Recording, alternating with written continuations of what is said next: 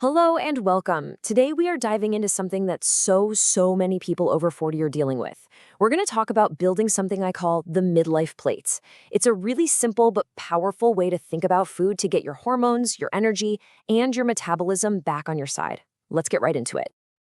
Does this feel familiar? Maybe you're dealing with that stubborn weight that just won't budge, or your energy completely tanks in the afternoon. Or maybe it's those cravings you never ever used to have. If you feel like your body is suddenly playing by a whole new rulebook, I want you to know you are absolutely not imagining it. Something really is different.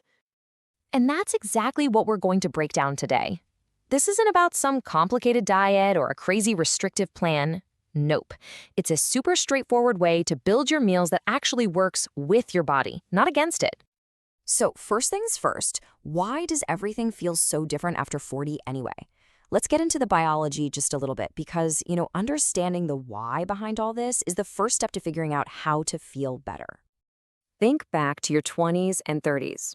Our bodies just worked. We had a higher metabolism, our hormones were pretty stable, and we bounced back from stress.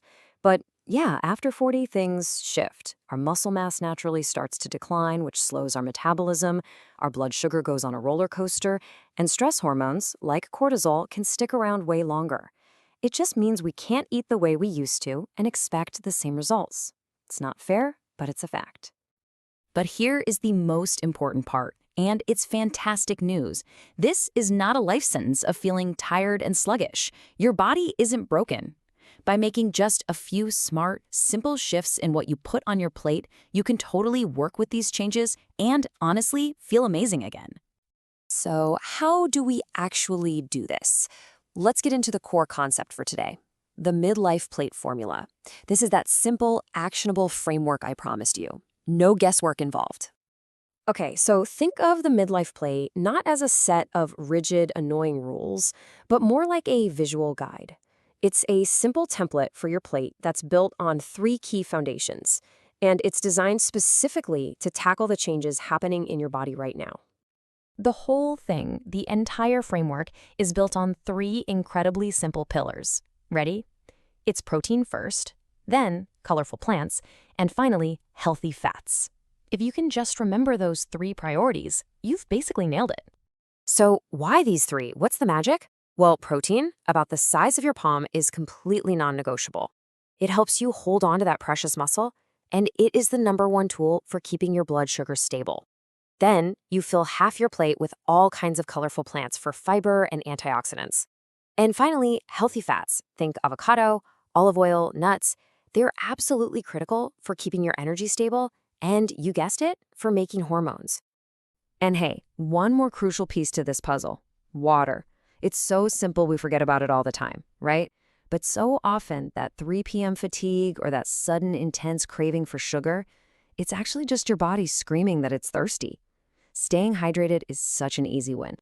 All right, so now we know what to do. Let's flip it around and talk about what not to do, because sometimes understanding the common traps we fall into can be just as powerful as knowing the right formula. The first mistake, and oh my gosh, it is so common, is skipping protein at breakfast. When you start your day with just carbs, like toast or a muffin or just caffeine, you are setting yourself up for a blood sugar roller coaster for the entire day, and that always leads to cravings and energy crashes later on. Mistake number 2 is relying way too much on processed carbs. Things like white bread, pastries, pasta, sugary snacks. These foods spike your blood sugar like crazy, which of course leads to an energy crash and puts a ton of stress on your hormones. So many of us screw up in that whole low-fat craze. But this is a huge mistake for hormonal health. Your body needs healthy fats to produce hormones. It's a building block. Cutting them all out is like trying to build a house without any bricks. It just doesn't work. And finally, using caffeine to power through your day instead of real energy from food. Look, a morning coffee is totally fine, but when you're constantly reaching for it all day long, it's just a short-term fix that actually winds up taxing your adrenal glands and stressing your hormonal system even more.